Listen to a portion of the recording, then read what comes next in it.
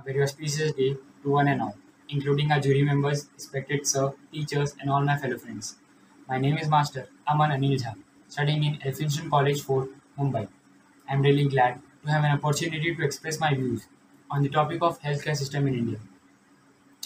So to begin with, I would like to share a famous quote of Thomas Carlyle. He once said that he who has health has hope, and he who has hope has everything.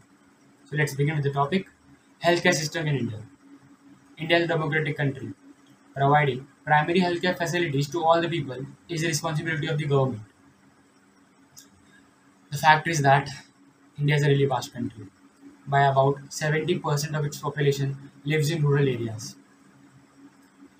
I mean, it is a really big concern for the government to provide all those primary healthcare facilities in those rural and remote areas.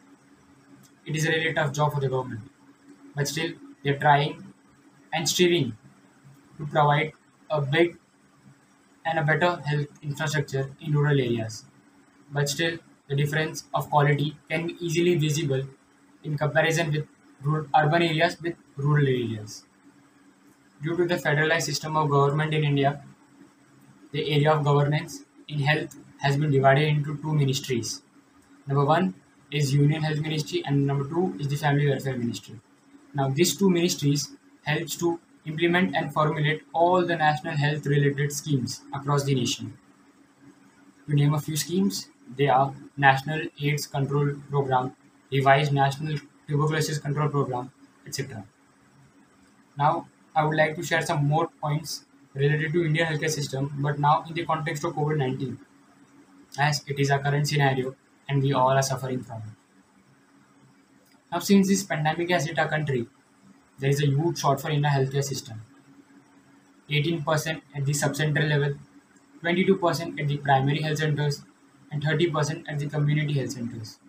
Although the number of facilities and health centers have been increasing over a period of time, but still it is sustainably below the recommendable level suggested by WHO. Now there are many reasons which are stopping us to achieve a status of a healthy nation. To name a few: lack of infrastructure, the lack of skilled and trained manpower, unmanageable patient load, high out-of-pocket expenditure, etc. But there is one more shocking fact related to Indian healthcare system is that the public health expenditure of India shares only 1.28% to its total GDP. And you can understand the severity of this point by the fact that India ranked 170 out of 188 countries in the world in terms of contributing to the public healthcare centers, and these database were given by WHO in 2016.